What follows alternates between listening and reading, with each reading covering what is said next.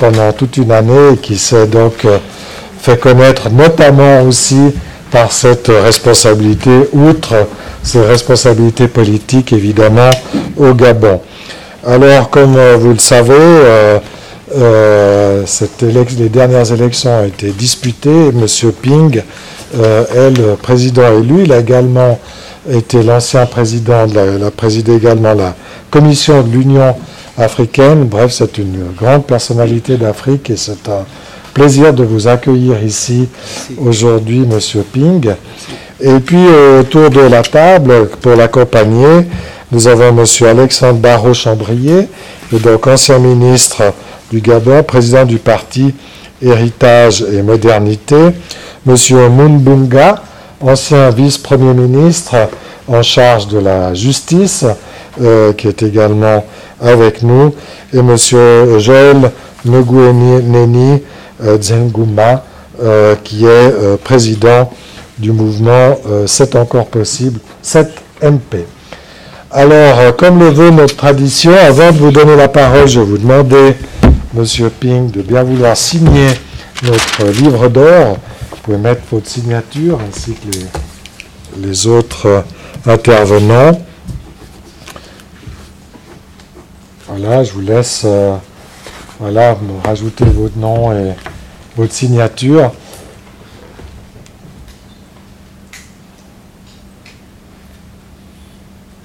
Très bien. Je vous remets aussi un tout petit souvenir du Club La Presse, qui est une exposition de dessins, de cartoons, de dessinateurs de presse. Je vous en remets encore. Voilà. De façon à ce que chacun de nos invités. Voilà, c'est une petite chose que nous avons faite aussi avec les dessinateurs de presse, notamment Jean Plantu du Monde. Voilà. Très bien.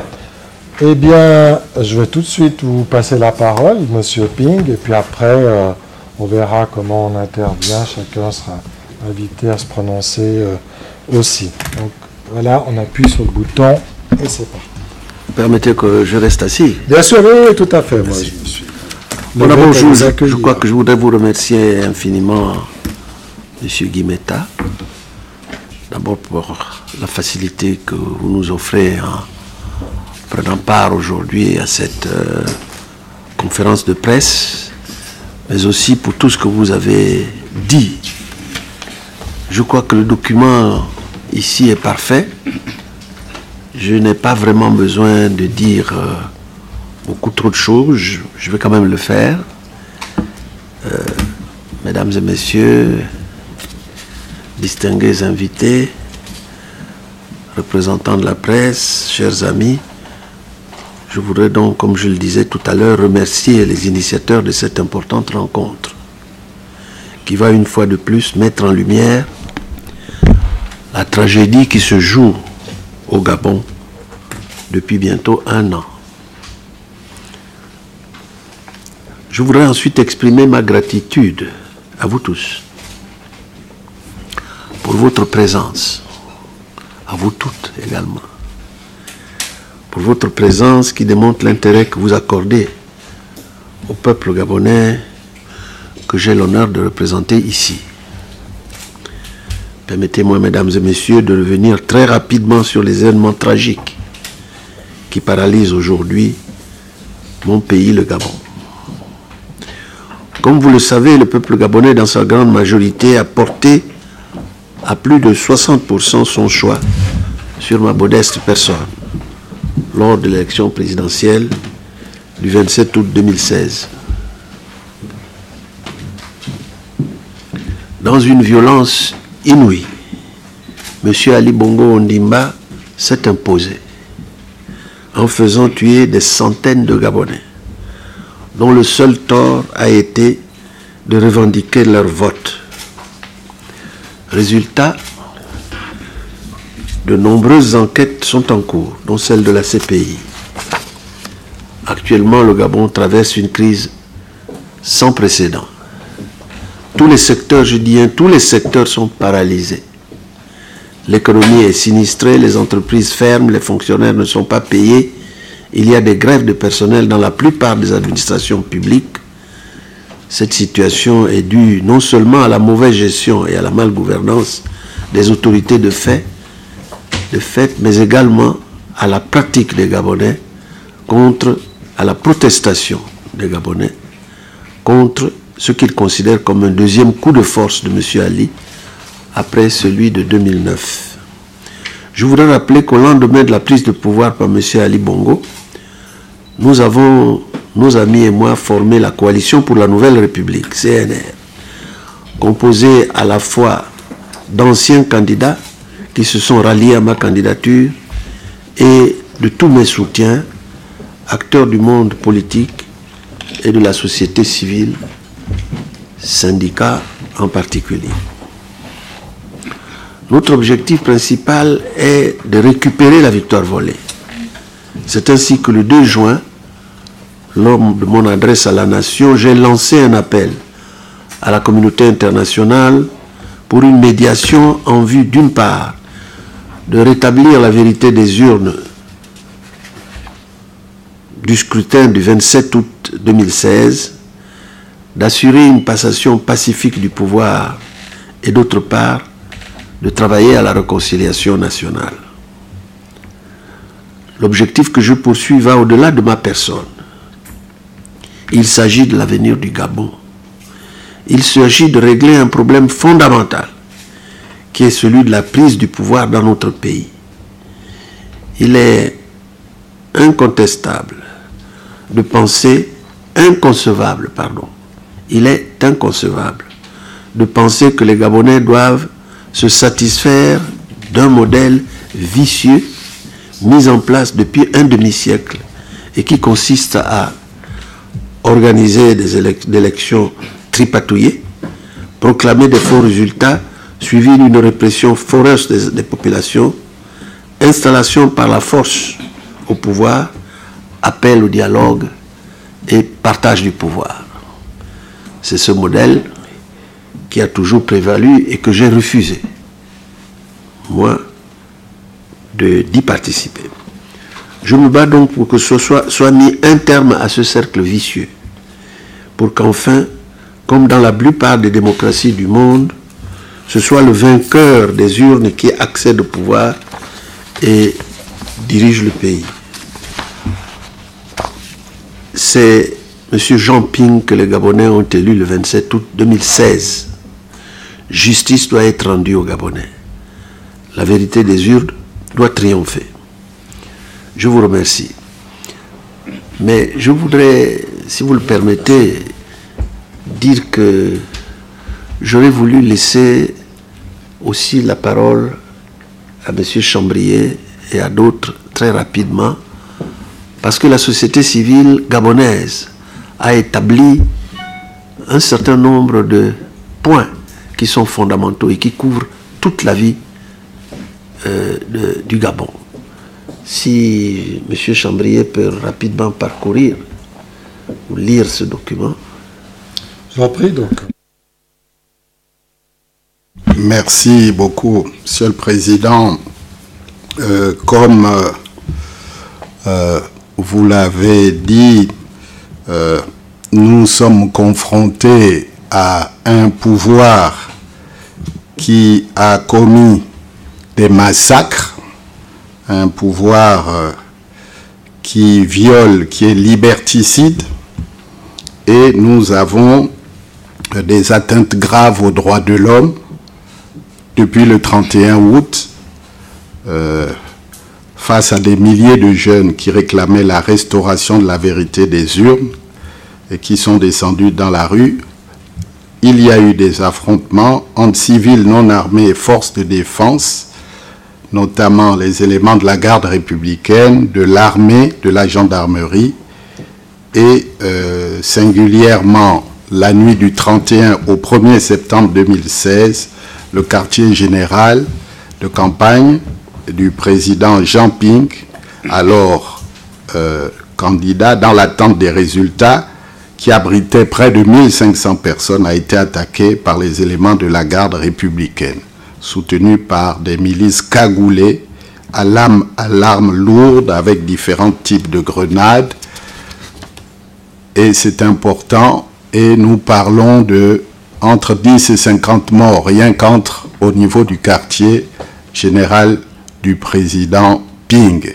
Je crois que c'est important de, cette nuit-là, de saisir l'ampleur du drame auquel nous sommes confrontés. Bon, il y a eu d'autres morts dans le cadre d'exécutions extrajudiciaires à travers les quartiers populaires des villes, et de nombreux témoignages indiquent l'existence probable de charniers. Monsieur le Président, il est évident que dans une telle situation, la CPI est en cours d'examen préliminaire et il est nécessaire effectivement qu'il y ait une implication effective des organes tels que le Haut Commissariat des Nations Unies aux droits de l'homme, de l'Union européenne, des investigations pour déterminer les responsabilités. Parce que nous ne pouvons pas continuer au Gabon avec la violation de ces libertés, avec ces massacres, avec cette imposture au niveau de la falsification des résultats. Nous ne pouvons pas continuer sans remettre de l'ordre et que la réconciliation soit basée sur le fait que les responsabilités soient clairement déterminées. Voilà, faire toute la lumière et rendre la justice sur les assassinats perpétrés pendant les troubles électoraux et mettre fin aux arrestations arbitraires et libérer les prisonniers d'opinion, parce qu'il y a beaucoup de prisonniers d'opinion. Comme je le disais tout à l'heure, nous avons des témoignages qui indiquent l'existence de fausses communes à certains endroits et qui nécessiteraient que des enquêtes soient menées pour en établir effectivement les responsabilités. Voilà, Monsieur le Président, ce que je pouvais dire. Il est évident que votre ambition est de rétablir les valeurs de la République, la liberté, la justice, le sens moral des dirigeants, et cela est d'autant plus urgent que vous comprenez bien que la justice ne fonctionne plus véritablement au Gabon et que il est indispensable de faire la lumière sur tout cela. Je n'insisterai pas sur les violations par rapport à la Constitution actuelle et la nécessité de revenir à un ordre constitutionnel et un bon fonctionnement des institutions, le rétablissement de la volonté du peuple et toute une série de modalités envisagées dans le cadre du départ de celui qui est à l'origine de cette situation avec son groupe.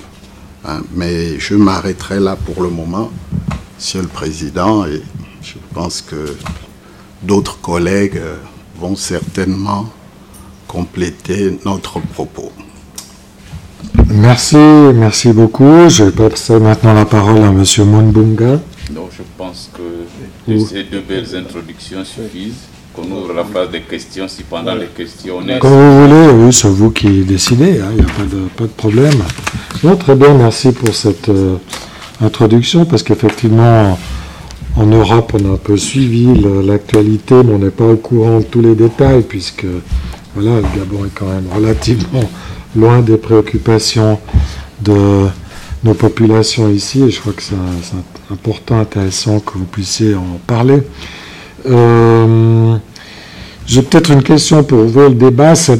Comment vous voyez la suite? Parce qu'apparemment, on est dans une situation de blocage où on voit que le président en fonction, disons, appelons comme ça, veut y rester? Est-ce qu'il y a des moyens juridiques? Est-ce que l'Union africaine que vous avez présidée peut exercer, disons, une pression, ou en tout cas exprimer une volonté? Enfin, comment vous voyez un peu ou est-ce qu'on ira vers une confrontation? Enfin, disons, comme les choses sont quand même très très une sorte d'impasse manifestement, vu en tout cas d'ici. Monsieur Ping ou d'autres. Je vous propose de prendre 2 ou 3 ou 4 questions et d'y répondre. Celle-là, c'est la première. Puis la deuxième que j'avais. Donc vous représentez différents mouvements politiques. Est-ce que vous pouvez nous en dire un peu plus sur la vie politique au Gabon? Parce que je dis tout le monde n'est pas forcément expert, en particulier les personnes qui nous suivent sur Internet, un peu. Quels sont les rôles des partis, les différents partis, leur poids, leurs opinions, enfin qu'on connaisse un petit peu mieux la vie politique. Et puis, je ne sais pas s'il y a d'autres... quelqu'un souhaite intervenir, des questions, ou on commence par ces premières questions, puis après, attendre que la salle se chauffe un peu. Voilà. S'il y en a qui veulent poser les questions, qu'ils les posent maintenant. Autrement, ça viendra aussi au cours des réponses. Ouais. Qui veut poser une question maintenant, ou des questions maintenant, à ce stade? Pas pour le moment, donc on attaque. Je crois que monsieur veut poser une question, non? Bon. Allez-y, alors appuyez sur le bouton. Monsieur le Président, permettez-moi de vous saluer et de vous remercier de tenir ferme face à la barbarie. La question que je vais vous poser, c'est que va-t-il se passer si la majorité de la classe politique gabonaise acceptait d'aller aux législatives?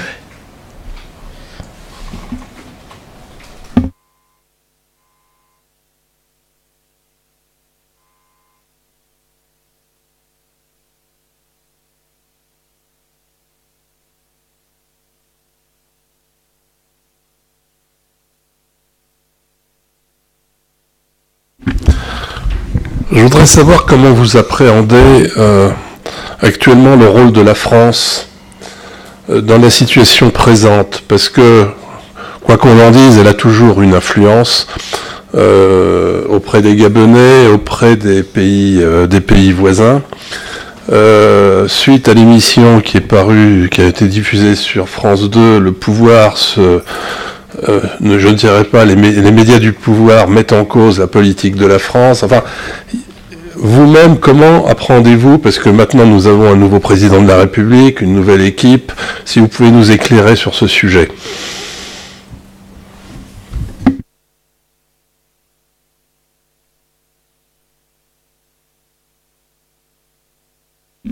Nous allons y répondre et puis ça va sans doute susciter d'autres questions. Nous sommes 4 à y répondre. Comment on voit la suite au Gabon? C'est ça, la suite. Pour sortir de cette impasse. Ouais.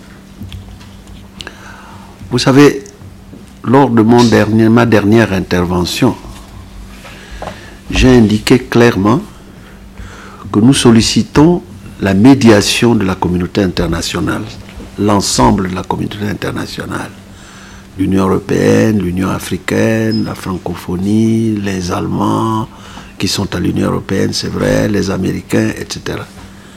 Une médiation en vue de rétablir la vérité des urnes. Parce qu'ils savent, tout le monde sait qui a gagné les élections, mais il faut le dire. Deuxièmement, cette médiation permettrait également une passation pacifique du pouvoir. Ça veut dire quoi? Ça veut dire que celui qui a été battu à Libongo, que sa défaite soit reconnue publiquement ou par lui-même de préférence, doit partir. Et puis je vous assure qu'il partira. Ensuite, une fois Ali Bongo parti, nous lui donnons des garanties d'entrée et de sortie du territoire librement, mais aussi des garanties pour la sécurité de ses biens, les biens de ses biens personnels, les biens de sa suite, etc., la garantie de ses biens. Je précise entre parenthèses qu'il s'agit des biens au Gabon, il ne s'agit pas des biens mal acquis en France, qui relèvent de la justice française, et pas de nous. Mais il s'agit des biens au Gabon. Nous lui garantissons tout cela. Et l'objet de mon déplacement est d'expliquer justement à la communauté internationale que je sollicite de accepter ce principe de la médiation, et la communauté internationale demandera forcément comment ça va se faire. Et nous proposons également des sorties de crise. Je vais vous donner un exemple illustratif. Un cardinal nous a proposé de solliciter la médiation de San Egidio. San Egidio est une organisation internationale qui dépend du Vatican, dont l'expertise est avérée. Là où la communauté internationale, y compris les Nations Unies, y compris l'Union africaine, avait échoué, dans le cas du Mozambique, ils ont réussi à régler ce problème. San Egidio a réussi à régler le problème du Mozambique. Et il y a d'autres endroits où San Egidio a pu régler des problèmes. Donc j'ai indiqué tout de suite que, naturellement, j'accepte la médiation de San Egidio.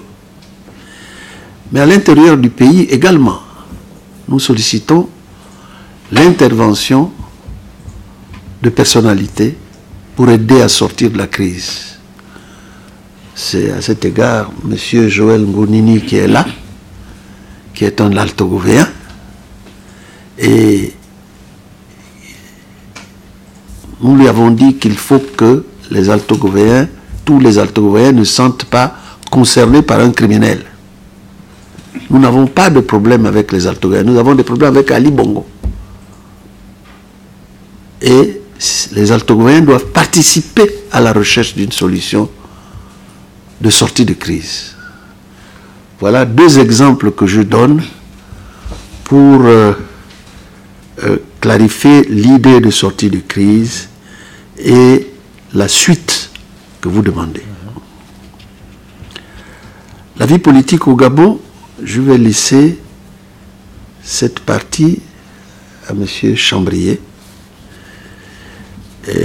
Que va-t-il se passer si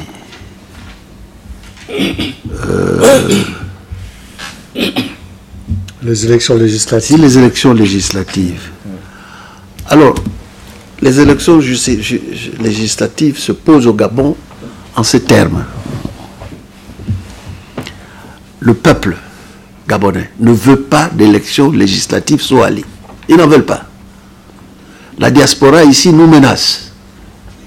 Si vous avez des élections législatives, nous vous menaçons. Avec un slogan du style « Si vous avancez, on vous suit. Si vous vous arrêtez, on vous pointe. Si vous reculez, on vous abat. » Voilà la menace qui nous vient de la diaspora à l'extérieur. Ils ne veulent pas d'élections législatives. Et les élections législatives ont été repoussées par Ali en 2018. Donc apparemment ça ne presse pas. Apparemment ça ne presse pas. Mais nous avons certains partis politiques qui raisonnent de la manière suivante. Nous voulons aller aux législatives parce que nous sommes sûrs de les gagner. Nous avons démissionné, nous de nous-mêmes, nous avons démissionné. Et notre électorat est là. Donc, nous n'allons pas laisser cet électorat au PDG. Nous voulons récupérer notre électorat, première chose. Deuxième chose, comment allons-nous faire la politique si nous n'avons pas les moyens d'un député qui a un salaire et qui peut aller faire campagne? Donc, vous voyez que ça tient la route, mais nous avons dit aux partis politiques, à l'intérieur de la coalition, venez nous indiquer votre choix. Ceux qui veulent participer et ceux qui ne veulent pas participer. Si nous arrivons à dégager un consensus en faveur de l'élection législative, moi je prends la responsabilité d'aller expliquer au peuple, y compris à la diaspora, que voici ce qui a été décidé par les partis politiques et pour telle et telle raison. Mais ne vous précipitez pas. Parce que si vous vous précipitez, les gens ne vont pas comprendre. Donc une partie de ceux qui se sont précipités ont été leurs interventions ont créé des problèmes. Voilà pour les élections législatives à compléter éventuellement. Mais il faut que je vous précise qu'il y a certains membres de l'opposition, comme M. Mundunga, ici présent, qui nous disent la chose suivante. Monsieur Ping, vous avez dit que vous n'effectuerez qu'un mandat. Et c'est vrai, je n'effectuerai qu'un mandat. C'est absolument irrévocable. Bon, si vous avez décidé que vous ne présenterez qu'un mandat, vous ne ferez qu'un mandat, ça veut dire que la prochaine élection, en 2023, vous ne serez pas là. Exact. Dans ce cas, nous prétendons qu'à ce moment-là, nous nous présentons. À ce moment-là. Mais ils ajoutent que nous savons que pour que 2023 soit faisable, il faut que 2016 marche. Donc c'est clair, je suis en harmonie totale avec cette position-là. Voilà pour les élections législatives. Pour la France,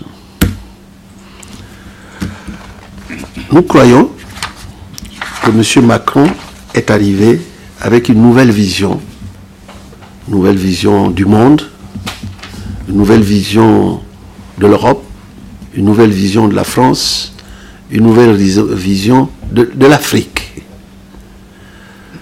Nous croyons que cette vision peut se résumer en ceci. 1. Il faut que les relations France-Afrique entrent dans le XXIe siècle, dans la modernité. On ne peut plus continuer à gérer les relations France-Afrique comme en 1960. C'est fini. Donc nous entrons dans une nouvelle ère où nous ajoutons, il faut secouer le cocotier. Il faut dépoussiérer les relations France-Afrique de tous les miasmes qui ont caractérisé ces relations dans le passé. Et nous avons le sentiment clair que le président Macron va dans cette direction. Mais il nous dit aussi qu'il ne faut pas croire que nous allons faire une intervention de type France-Afrique dans le passé. Il faut que vous-même, vous montriez votre volonté de sortir de ce cercle vicieux et que vous participez à cela. Voici ce que je peux dire à ce niveau-là. En résumé, aide-toi, le ciel t'aidera. Mais il ne faut pas imaginer que nous allons tout faire à votre place. Voilà. Bien, Monsieur Chambrier. Merci beaucoup. Merci. Je pense que le président de la République élu a, d'une certaine manière, répondu à la question qui m'a été orientée sur la vie politique et le rôle des partis, dans la mesure où il y a une certaine déconnexion entre les partis tels qu'ils existent aujourd'hui et la population. Il faut être, je crois, très clair. Le président Ping a été élu par une forte volonté populaire qui voulait une candidature unique. Et je pense que, étant aujourd'hui confrontés à un pouvoir liberticide qui nous empêche d'exercer correctement nos prérogatives de parti, la liberté de créer un parti, la liberté de se réunir dans des lieux publics, la liberté de nous exprimer sur les ondes des radios et télévisions, notamment d'État, et la répression autour des journalistes. Tout cela fait que il va falloir donc rétablir donc un cadre institutionnel qui redonne de la confiance, créer des consensus, renforcer la démocratie et la gouvernance pour recréer le lien entre les partis. Autour du président, nous sommes organisés dans la coalition pour la Nouvelle République avec un certain nombre de partis et nous avons la prétention d'être à l'écoute du peuple et de ne pas privilégier les intérêts égoïstes, individuels, pour tenir compte de l'intérêt général, pour tenir compte des valeurs républicaines, pour que le Gabon soit gouverné autrement autour du président Ping. Donc c'est de cela qu'il s'agit. Et le parti au pouvoir, aujourd'hui, le PDG, ne survit qu'avec les subsides de l'État. Parce que là encore, ils sont en mesure de payer, de monnayer. C'est la traduction du monologue politique qu'il y a eu, qui s'illustre par l'absence de propositions de réforme.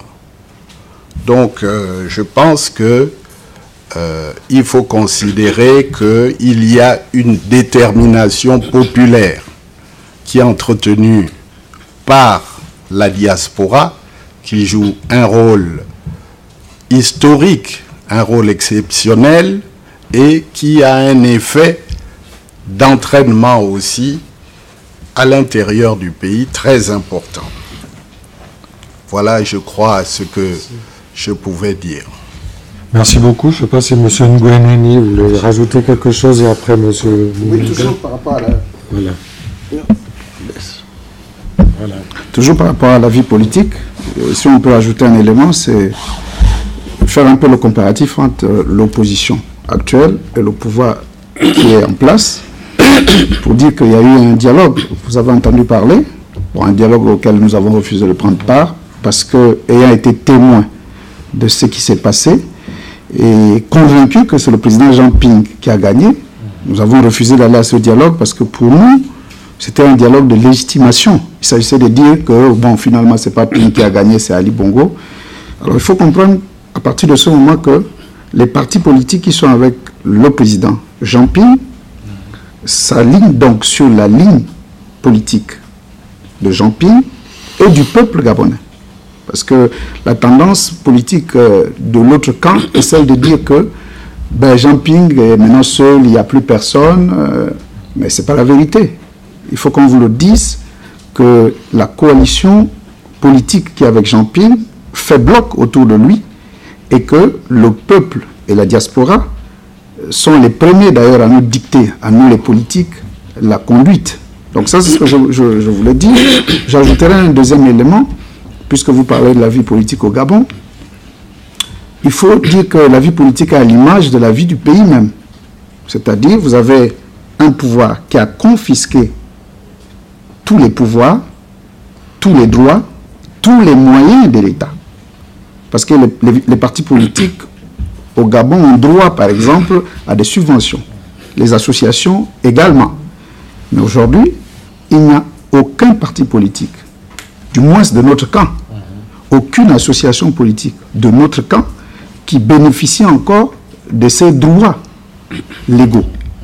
Voilà deux éléments que je voulais rapidement ajouter pour vous faire un dessin. Je précise, M. Mungouga, si vous... Merci, Monsieur le Président, de m'avoir donné la parole. Je veux rapidement dire deux petites choses. La première chose par rapport à la situation politique qui n'est aujourd'hui au pays, c'est la situation globale du pays qui est bloquée. Situation politique, situation économique, situation sociale, et même le vivre ensemble n'existe plus. Monsieur le Président Ping vous a dit tout à l'heure que la diaspora lui a dit que s'il avance, on le suit, s'il s'arrête, on le pointe, et s'il recule, je ne veux pas citer ça. Mais ce n'est pas la diaspora seulement. C'est l'ensemble du peuple gabonais. Absolument. L'affaire du Gabon aujourd'hui n'est plus une affaire entre M. Jean Ping et M. Ali Bongo. C'est une affaire entre le peuple gabonais et M. Jean Ping, regardant M. Ali Bongo Ondimba continuer à se maintenir sur la scène alors que son épisode est terminé et que les rideaux ont été baissés. À partir de ce moment, on dit, mais vous voulez à nouveau rouvrir les rideaux pour passer aux législatives. L'ancien metteur en scène, pour qui l'épisode est terminé, continue à être sur la scène. Est-ce qu'il y aura maintenant deux metteurs en scène en train d'organiser les élections législatives? S'il faut caricaturer, voilà la question qui est posée par le peuple gabonais.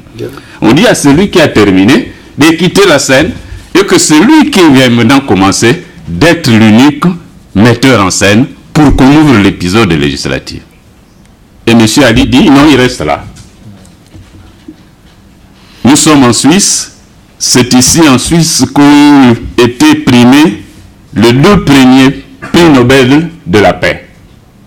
Et nous souhaiterions faire passer ce message pour que les communicateurs qui sont ici dans cette salle puissent le relayer au niveau de l'opinion publique suisse, l'opinion publique européenne, de sorte que tous les prix de paix qu'il peut y avoir ici en Suisse puissent pousser les autorités suisses, les autorités européennes à passer au stade de sanctions face à un dictateur et à son entourage immédiat qui refuse de quitter la scène, qui se maintient militairement au pouvoir et qui chaque jour continue à massacrer le peuple gabonais. Voilà un peu ce que nous attendons un tout petit peu de la communauté internationale et de tous les esprits de paix par où ils se trouvent dans le monde. Peut-être que ça permettrait d'obtenir encore qu'il y ait un autre Suisse un jour qui puisse bénéficier du prix Nobel de la paix en ayant contribué à la paix au Gabon et au retour à une vie normale. Voilà ce que je souhaitais dire pour préciser que lorsque on parle de législatives, il ne faut pas voir les législatives dans un pays donné en Afrique comme étant des législatives dans un pays d'Europe. Si dans les meilleurs des cas, les législatives étaient remportées largement par le camp de M. Jean Ping, et c'est ce qui se passera si les législatives s'organisaient, ce qu'on notera, c'est qu'il y aura une cohabitation, certes, mais cette cohabitation fera en sorte que ni l'Assemblée nationale ni le gouvernement ne travaillent. Parce que la constitution gabonaise concentre tous les pouvoirs entre les mains d'un monarque qu'on appelle le président de la République, c'est lui qui définit la politique de la nation, c'est lui qui convoque et préside le conseil des ministres, et s'il n'a pas convoqué un conseil des ministres, un gouvernement ne peut pas se réunir. Et ensuite, l'organisation du fonctionnement administratif des administrations au Gabon fait en sorte que l'ensemble de pouvoir, depuis l'arrivée de M. Ali Bongo, a été arraché au département ministériel pour être confié aux agences. Ce sont les agences qui gèrent tout, et même les ministres n'ont pas droit à la signature dans les ministères où il y a des agences. Ils sont simplement au courant que les décisions ont été prises à la présidence et toutes ces agences sont rattachées directement au président de la République et non pas aux différents ministres concernés. Voilà la question de fond. Et je voudrais terminer pour dire que si M. Ali Bongo Ondimba avait accepté ça de fait, tel que les résultats étaient sortis des urnes, moi je n'aurais pas démissionné. Je ne serais pas ici avec vous parce que pendant les élections, moi j'étais dans son camp en tant que vice-premier ministre en charge de la justice. Mais lorsque le 30, il a décidé de m'envoyer à la télévision pour aller annoncer qu'un hacker aurait modifier les résultats électoraux au profit de M. Jean Ping et contre lui Ali Bongo Ndimba, alors que nous, le système électoral n'est pas informatisé, les résultats sont enregistrés manuellement avec les crayons comme celui-ci. Le crayon le plus antique qui puisse exister, sur document support papier, un hacker futile de n'importe quel milieu ne peut pas inventer le piratage informatique avant l'invention même de l'informatique. J'ai refusé de le faire, d'aller faire cette annonce à la télévision. J'ai fait une déclaration écrite, nous étions le 30 août. J'ai publié cette déclaration écrite et j'ai démissionné. Le 31 août, il a quand même proclamé les résultats le lendemain, 24 heures après, en inversant cette fois-ci les résultats en sa faveur. Il y a eu des émeutes, il se reprocherait au peuple d'avoir revendiqué leur vote, mais si les populations se sont soulevées, parce que lui, il a inversé les résultats. C'est pour ça qu'il y a eu soulèvement populaire.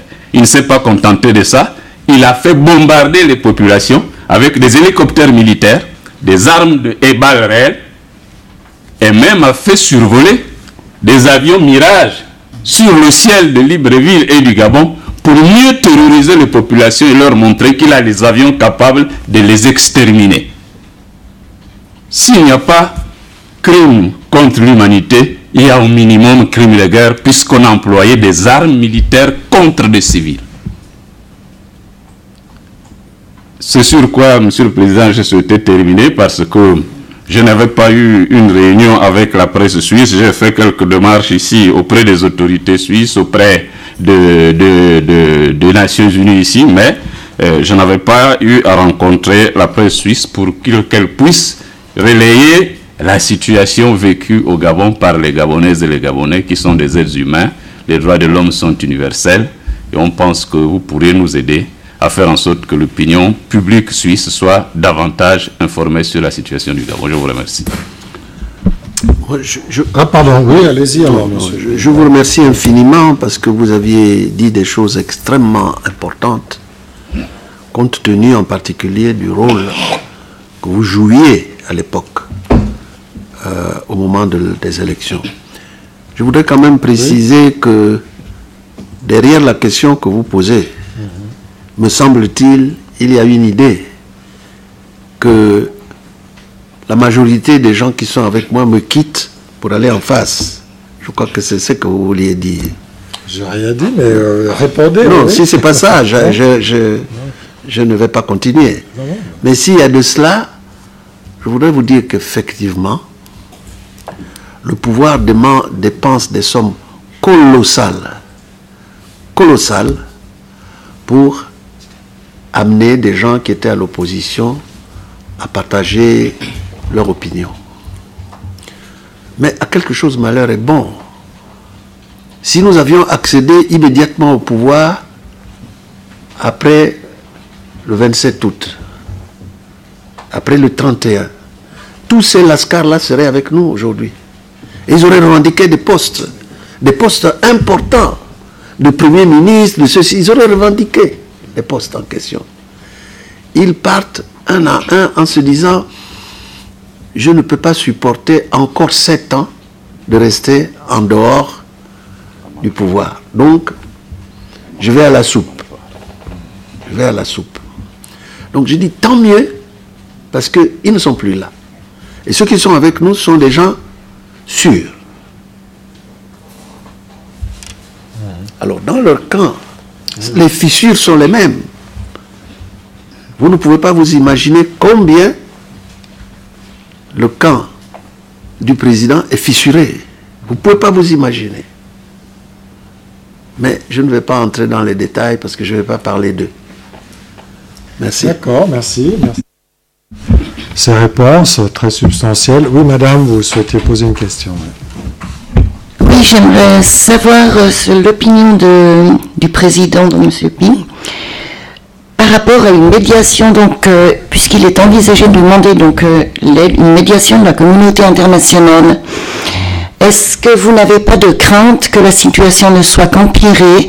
Avez-vous réellement confiance en la sincérité d'une médiation de la communauté internationale au vu des exemples que nous avons vécus, des médiations qui se terminent souvent par des bains de sang ou un désastre?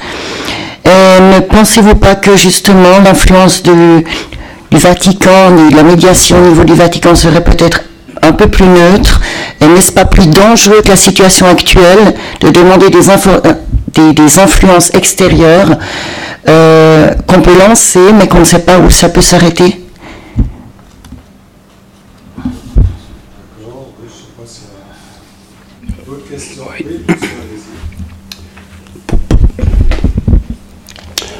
Dans un an environ, les élections auront lieu, on fêtera les 1 an d'accession au pouvoir à nouveau d'Ali Bongo. J'aurais souhaité savoir de quel levier dispose M. Jinping si M. Ali Bongo décidait de garder le pouvoir pendant 7 ans, 14 ans, 21 ans supplémentaires, comme l'a fait son père. Parce que bon, dans les faits, le président de fait aujourd'hui, c'est Ali Bongo, qui est reçu à l'étranger, qui fait des voyages officiels, qui dirige le pays, qui a l'économie, qui a les finances, qui a l'armée, qui a les moyens d'information, à supposer qu'il décide de confisquer le pouvoir. De quels moyens factuels disposez-vous, de quel levier disposez-vous pour le faire partir si la situation s'éternisait? Voilà, merci. Merci, monsieur. Je m'appelle Terence Niwa. Ma question est simple et s'adresse à Monsieur le Président. Dans l'hypothèse où vous êtes reconduit, dans l'hypothèse où vous récupérez la victoire qui a été volée, c'est quoi le programme industriel que vous comptez mettre en route? Merci.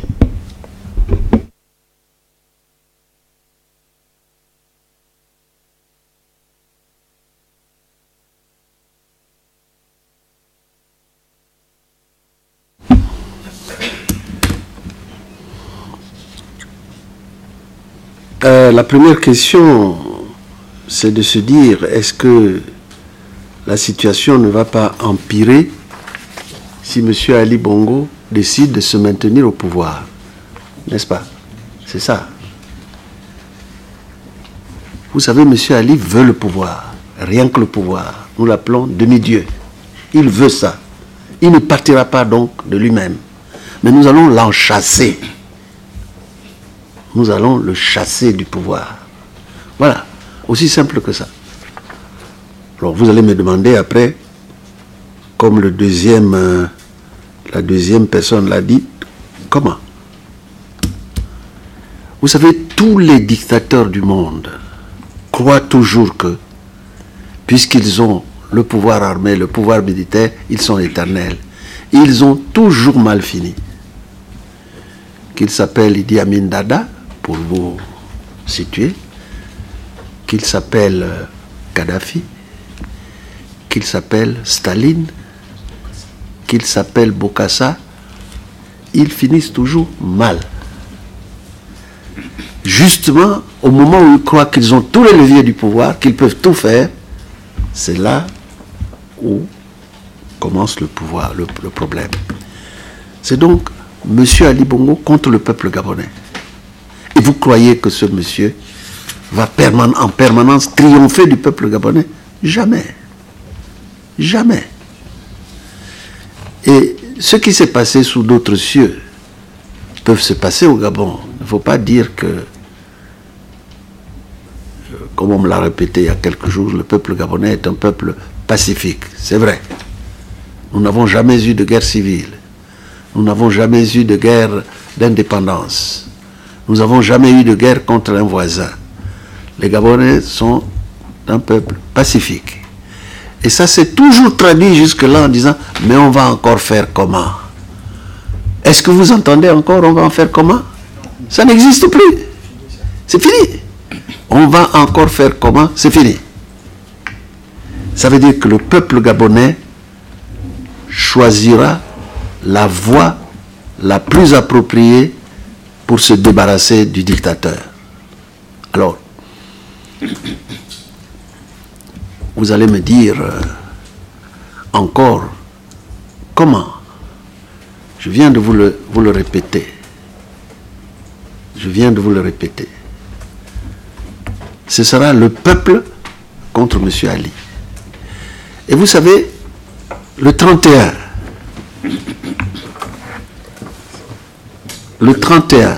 août, vous savez ce qu'on m'a dit?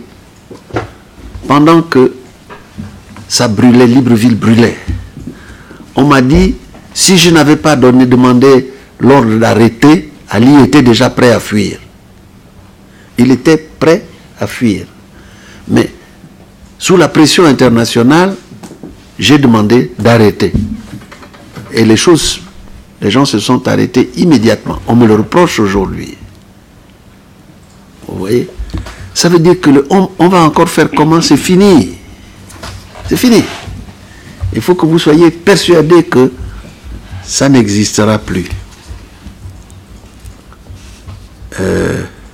La crainte d'empirer, non. C'est difficile que ça soit pire qu'aujourd'hui.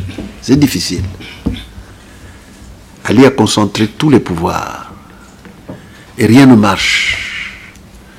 Le comportement d'un État voyou qui gouverne par le fer, le sang et le feu, ça ne marche plus. Je vous assure que les Gabonais, aujourd'hui, me disent, nous sommes prêts à descendre dans la rue, les mains nues, pour aller prendre d'assaut le palais. Ils savent pourtant qu'on va tirer sur eux. Ils savent que ça va être des fusions de sang. Et quand je leur dis, prenez patience, ils ne veulent plus entendre parler de patienter. Ils ne veulent plus. C'est quelque chose qu'on peut considérer comme étonnant. Mais c'est ça. Nous le voyons partout. La dernière question, c'est le programme. Nous avons mis en place un programme commun, écrit, que nous avons adopté pendant notre dialogue. Ce programme est écrit. Mais ce programme a été fait sur la base de la consolidation des programmes des autres candidats et de mon programme. Les 5 autres candidats, ceux qui avaient un programme, on a consolidé ça avec le mien pour faire un programme commun. Mais je vais vous dire 2 mots en ce qui concerne notre programme. La première chose sur le plan politique, la première chose, la plus importante sur le plan politique, c'est d'établir pour la première fois au Gabon une démocratie et un état de droit. Une démocratie et un état de droit, avec garantie des libertés fondamentales.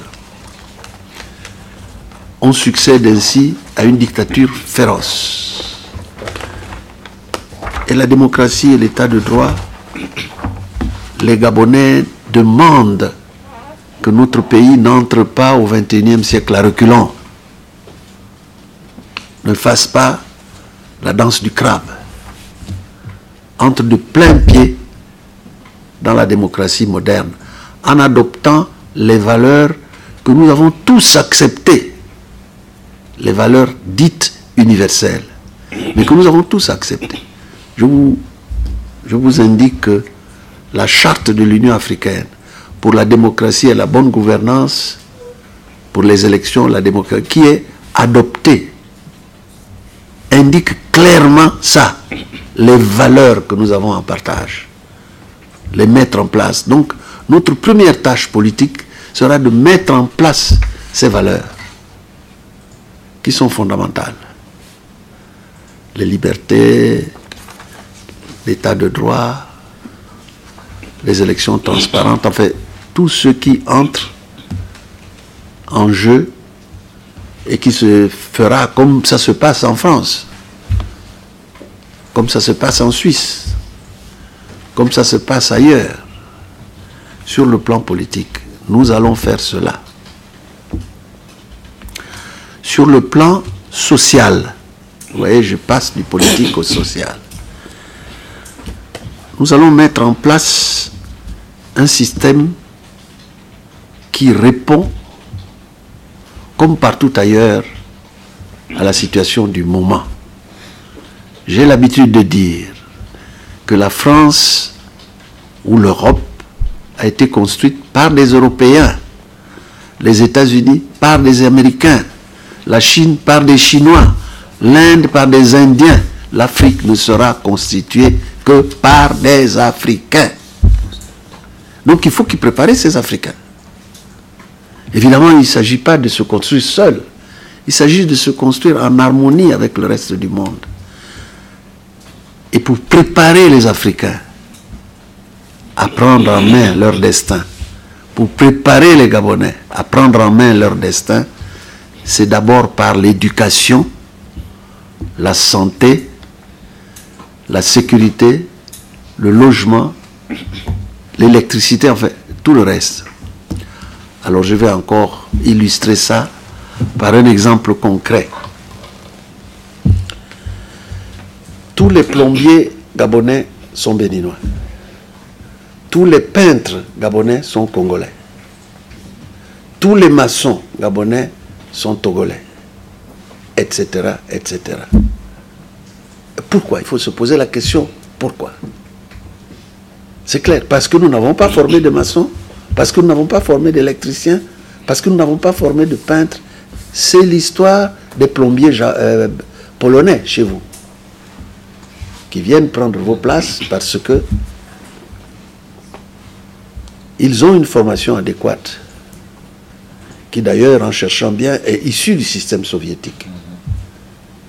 Donc, il nous faut former ces gens avec un double objectif. Si nous formons des plombiers, c'est un, pour répondre à la demande des entreprises en matière de plombier, de plomberie. Au lieu d'aller recruter des Béninois, ils auront sur le marché des Gabonais disponibles pour occuper cet emploi. Mais il y a une deuxième raison. Il faut que le plombier gabonais qui veut construire son entreprise de plomberie, ce que les Béninois aussi font, il faut que ce plombier ait les crédits nécessaires et l'entourage nécessaire pour créer son entreprise de plomberie. Quand je parle de plombier, vous ne voyez pas encore très clair. Je vais aller dans le bâtiment. Le bâtiment qui est occupé par les Togolais. Si des Gabonais sont maçons, s'ils ont la possibilité de construire leur entreprise, alors les maisons, les bâtiments, et ceci, le Gabonais accédera à ces fonctions. Et c'est déjà en partie le cas. Je prends une entreprise comme Meka Service,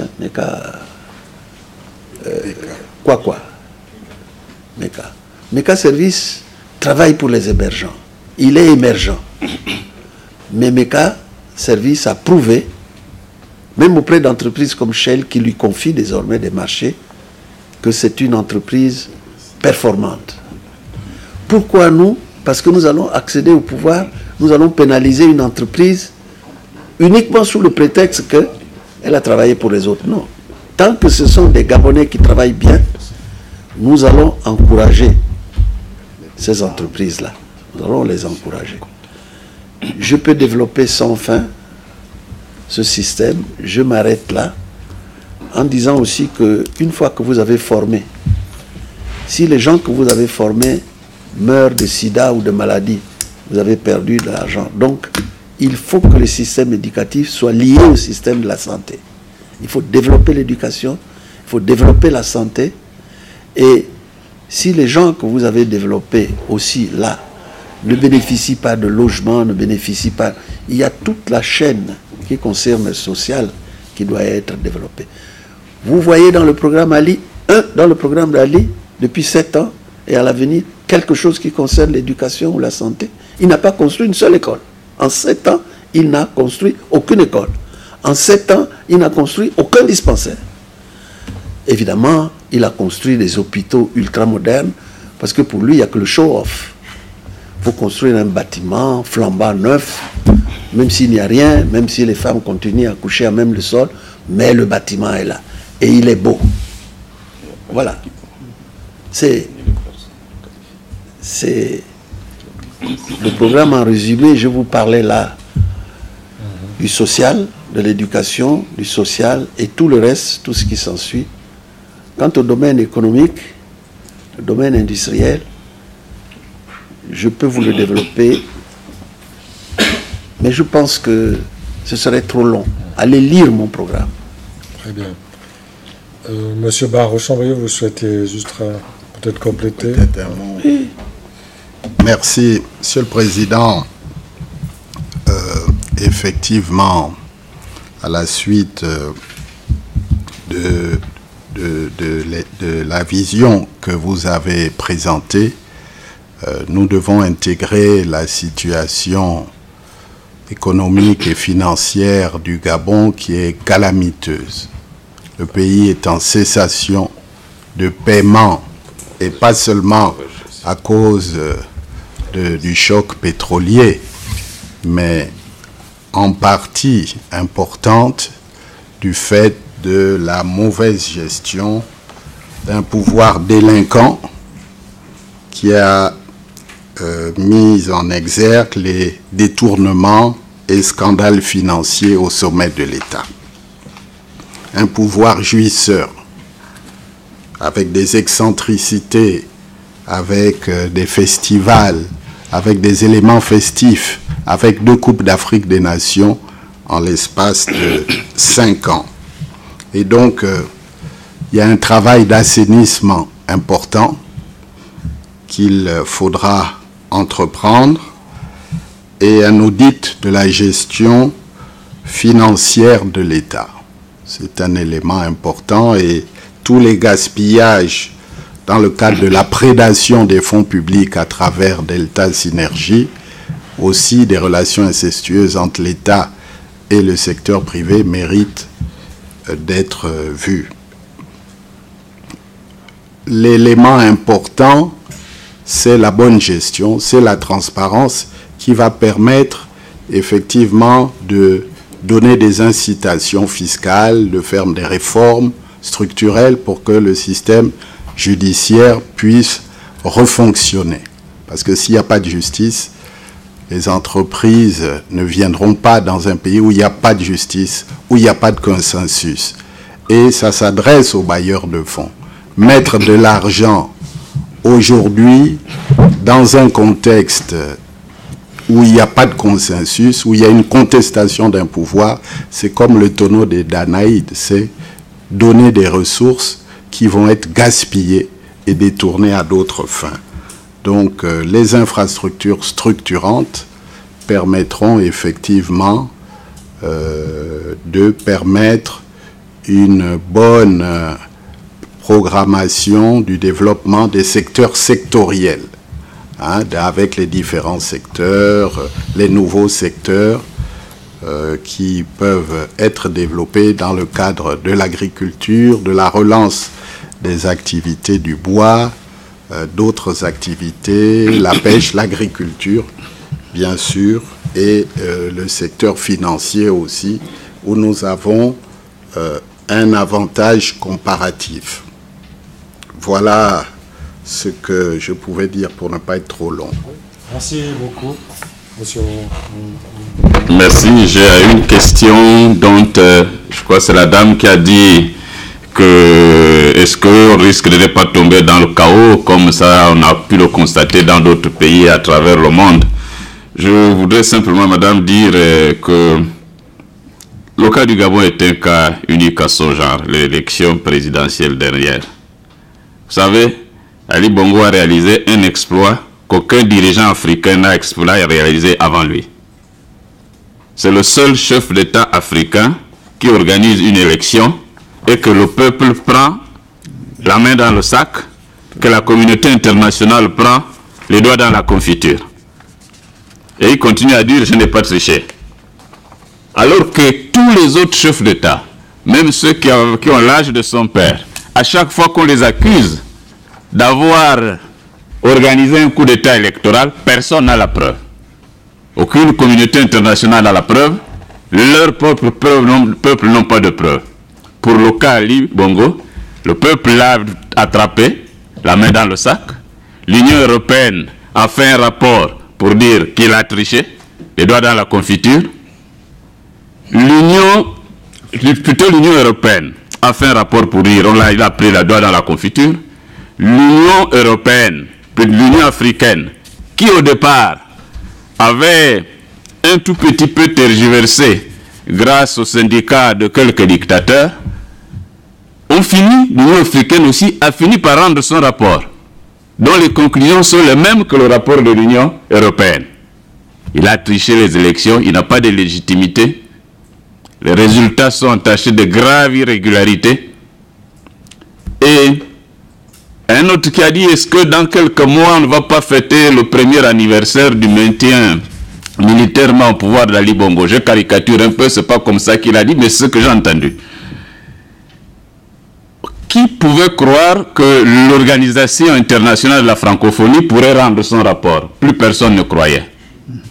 Et pourtant, le rapport vient d'être rendu public et les conclusions sont les mêmes conclusions que les conclusions de l'Union européenne et de l'Union africaine. Et même ils ont ajouté ce que les autres n'ont pas dit. Les autres ont simplement fait remarquer que les résultats du Haut-Ogooué portaient d'importantes irrégularités qui ont tout faussé.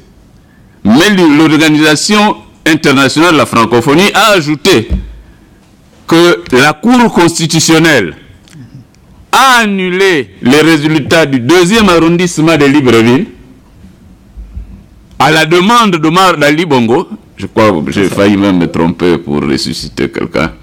À la demande d'Ali Bongo, mais n'a pas regardé la demande de Jean Ping concernant le Haut-Ogooué. Donc l'OIF est encore allé beaucoup plus loin. Est-ce que vous avez un cas dans le monde d'une élection où on a autant attrapé un chef d'État sortant en aussi situation de grave flagrance? Il est le cas unique. Et c'est pour cela que nous pensons que le Gabon ne doit pas tomber dans le chaos. Et c'est pour cela que nous n'incitons pas les populations à utiliser des moyens violents. Nous pensons qu'il faut mettre en œuvre tous les moyens de lutte non violente pour passer de la dictature à la démocratie, tel que ce commençait depuis le 30, le 31 août jusqu'à maintenant, pour que le dictateur se désintègre tout doucement, et par cette décomposition, soit remplacé par une démocratie.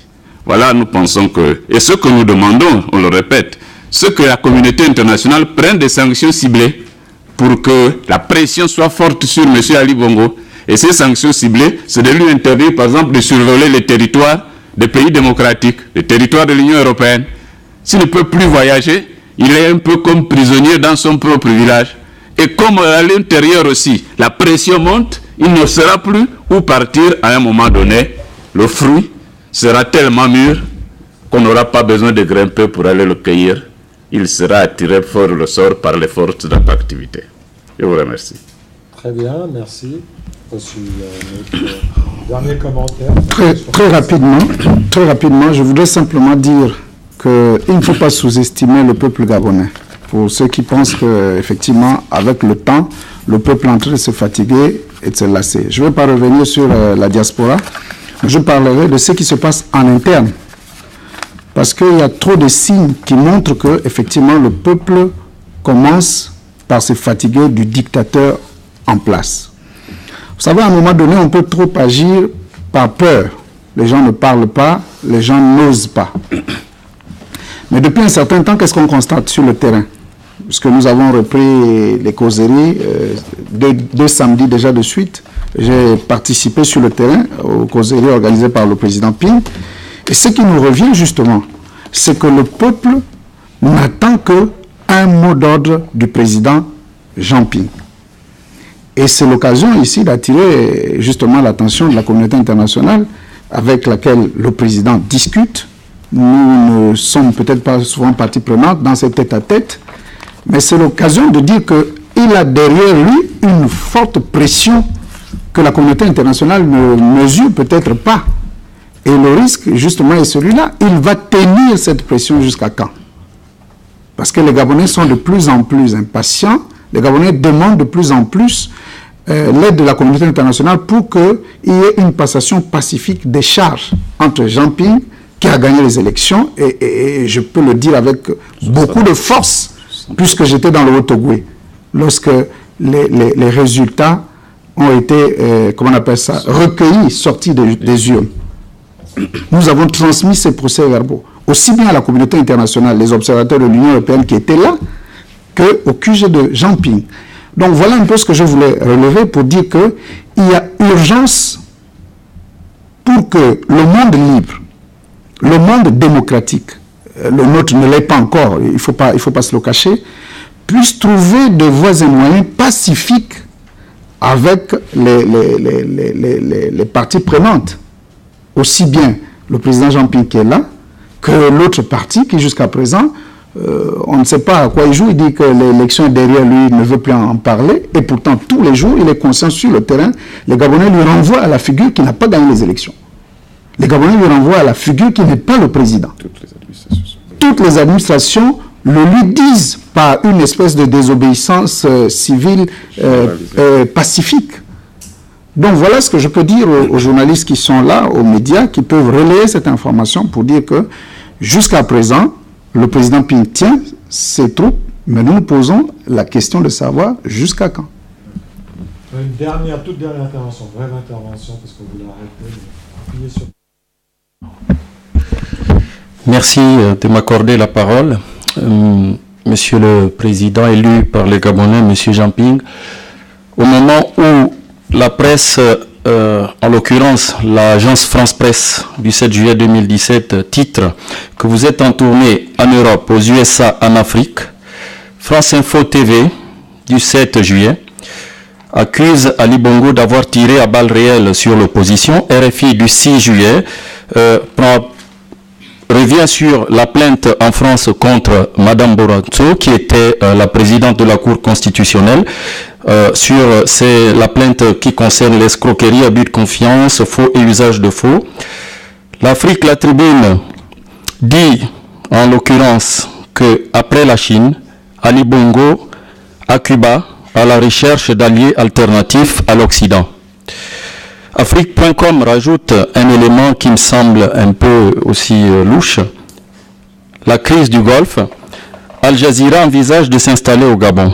Et je ne vais pas revenir sur le dernier reportage de France 2 sur Ali Bongo, où les questions étaient quand même, mettaient quand même en difficulté cet homme. On parlerait même d'une plainte de Bolloré qui est peut-être déjà en route. L'Europe, l'Occident, ne sont-ils pas en train de lâcher Ali Bongo? Pour qui êtes au top de ces sujets, pouvez-vous nous en parler? Brève réponse, puis après on va s'arrêter.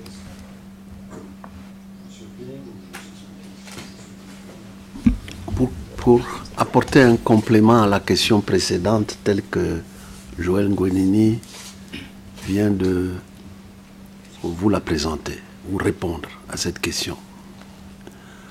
Nous avons décidé, à un moment donné, il y a un mois environ, d'aller à Medoune pour nous incliner devant la tombe de André Mbaobab et lui rendre hommage. Sur la route, avant d'arriver à Medoune, entre Kougoule et Medoune, nous sommes arrêtés bruyamment par des habitants du coin habillés en blanc. Bon, nous avons hésité parce qu'il n'était pas du tout prévu qu'on s'arrêterait à cet endroit-là. Nous nous sommes quand même arrêtés et les habitants nous ont dit ceci. Nous avons nos propres calibres 12 et nous allons nous battre. Mais nous avons besoin de munitions. Donnez-nous tout simplement des munitions. Et nous allons nous battre avec nos calibres 12. On leur a dit malheureusement, nous n'avons pas de munitions. C'est très illustratif de ce que les populations ressentent aujourd'hui par rapport à ce que l'on croyait en disant on va encore faire comment. Voyez? Donc c'est important. Ali Bongo, je crois qu'il est lâché par toute la communauté internationale. Je crois. Toute la communauté internationale. Parce qu'ils connaissent la vérité. Ils savent ce qui a été avancé tout à l'heure à propos des résultats. Simplement, ils se disent, cet homme a une capacité de nuisance qui est encore là. il est capable d'utiliser les forces, à nouveau, les forces occultes, pour tuer. Il a un monsieur comme Ompianga, qui dispose de milices, qui est armé jusqu'aux dents, il pourrait peut-être faire ceci ou cela. Alors, vous savez que ce que nous disons est que la situation est grave, il faut que la communauté internationale en prenne conscience. Nous ne voulons pas arriver à la guerre civile, mais si la situation perdure, qu'allons-nous faire? Nous serons débordés. Nous ne sommes pas loin d'être débordés déjà par les slogans du type si tu avances on te suit, si tu t'arrêtes on te braque, ou on te pointe, si tu recules on t'abat. La moindre concession, la population de Libreville, les gens qui sont à l'opposition avec nous, ils viendront chez moi brûler ma maison. Ils viendront brûler ma maison si ils sentent la moindre compromission ou le moindre compromis de ma part. Très bien. Je crois qu'on va s'arrêter là parce que je crois qu'on a déjà bien fait le tour de la question. Effectivement, on est là depuis 1h30. Merci en tout cas pour toutes ces explications. Merci pour les questions, pour les réponses que vous avez apportées, Monsieur le Président. Voilà. Donc il ne me reste plus qu'à vous souhaiter une bonne fin pour votre tournée. Vous allez prochainement vous rendre... vous êtes à Paris, vous êtes en Suisse, vous allez continuer alors? Oui. Comme je l'ai indiqué dans mon communiqué, je vais à Paris, je vais à Bruxelles, je vais à Berlin, je viens à Genève. Très bien. Et il y a un projet d'aller aux États-Unis, à l'ONU. D'accord. Que vous connaissez bien, effectivement. Que je connais très bien. Et je vous avoue que pour nous, la Commission des droits de l'homme ici, le commissariat des droits de l'homme ici, est plus important que le Conseil de sécurité de l'ONU. D'accord. Très bien, merci beaucoup. On vous souhaite donc de réussir. Merci.